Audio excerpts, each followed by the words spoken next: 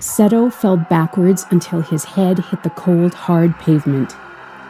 Blood soaked his perfect white suit jacket and pain tore through his body like a bushfire. He was vaguely aware of screaming, but for some reason, lost on his addled brain, the crowd sounded as though it was underwater. His vision blurred until his surroundings were little more than swirls of color slowly fading out. Of all the people who'd threatened to put a bullet in him over the years, even his cynical self had never once thought that he'd look up to see his own baby brother pointing a gun at his chest.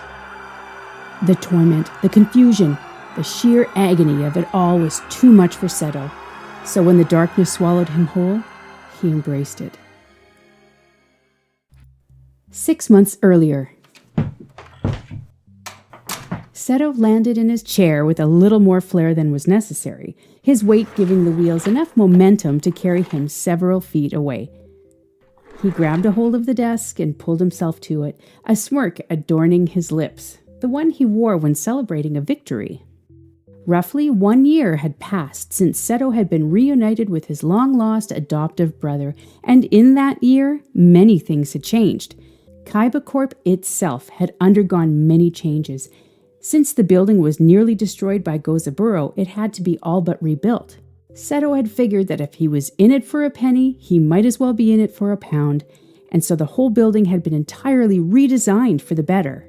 Kaiba Land also had been given an upgrade. A few new features here and there mostly, but the biggest and best change was to come in only a few months. The new expansion would bring the park that much closer to matching the vision Seto had since he was a child, playing in the sand with his little brother. When Seto wasn't doing his usual business stuff or work for the theme park, all his attention went on his brother. Noah's new body was getting closer to completion by the day, and Seto was partway through implementing features that he was particularly proud of. His goal was that the robotic body would function just like a human one. In this form, Noah would be able to experience touch and taste and all of the other senses. He'd look just like a normal human and be able to eat, run, swim, do everything that a normal human could do. He would even need to sleep. Well, sort of. He'd have to recharge, hooked up to a special device for at least 10 hours out of every 48, but it would be a small price to pay. So yes, the past 12 months had been busy, but as he booted up his computer, Seto couldn't help but think how worth it had all been. Mokuba had always been an open and friendly kid, but now he was more so, and Seto was proud to say that their relationship had been all the closer for what they'd been working together to achieve. As for Noah, he wasn't all bad.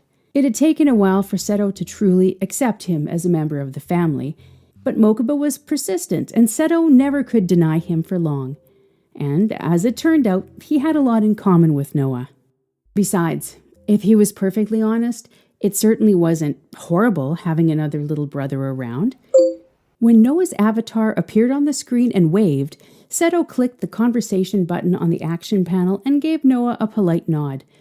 Hey, big brother, how's the paperwork? Just be glad you don't have to deal with it. Oh, I am. Does that mean the expansion looks to be running on schedule then? Ahead of, actually. If we push it at this rate, we could open in 6 or 7 months rather than 10.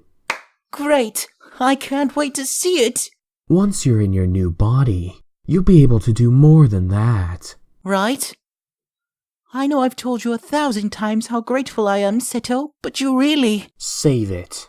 Seto shot his brother a look designed to conceal the smile he wouldn't let onto his face. Noah had indeed expressed his gratitude at least 1,000 times, maybe more. As far as Seto was concerned, though, this is just something he was doing for his family. He wanted Noah to have a chance at a normal life as much as Mokuba did. And speaking of Mokuba... Have you worked on that list anymore? Uh-huh. I've got a ton of things written down. The list Seto was referring to was the one the boys had been working on for a few months now. It detailed everything that they wanted to do when Noah was once again capable of experiencing the real world. Some of the things on the list were activities that Noah once enjoyed or had always wanted to do. Some were things that Mokuba was eager to show him. The world has changed a lot since you lived in it, bro. I can't wait for you to see how much. Mokubo is telling me about this place you can go. It's like a cafe.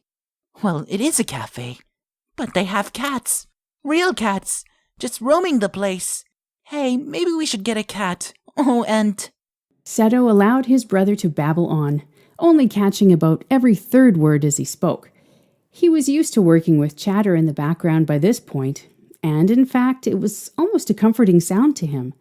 It felt familiar, like the feeling of his locket around his neck, or the taste of beef fillet and chocolate parfait. Seto continued to work into the afternoon, embracing the calm atmosphere in his office, little knowing that it would be the last time he would feel true tranquility for a while to come. Needless to say, when Seto got home that night, he was both tired and sore. But even so, he was in a good mood regardless. Despite his reputation, he wasn't the full-time jerk people perceived him as. He only ever became unpleasant when something happened to ruin his day. He hadn't expected something capable of doing just that to be sitting at his dining table. Mokuba! Dining room. And welcome home. When Seto reached his brother, he realized he wasn't alone. Next to the smiling Mokuba at the table sat a woman. She was familiar to Seto, but it took him a full minute to place where he'd seen her before. However, as soon as he had, he went from pleased to pissed in under a second. Get the hell out of my house!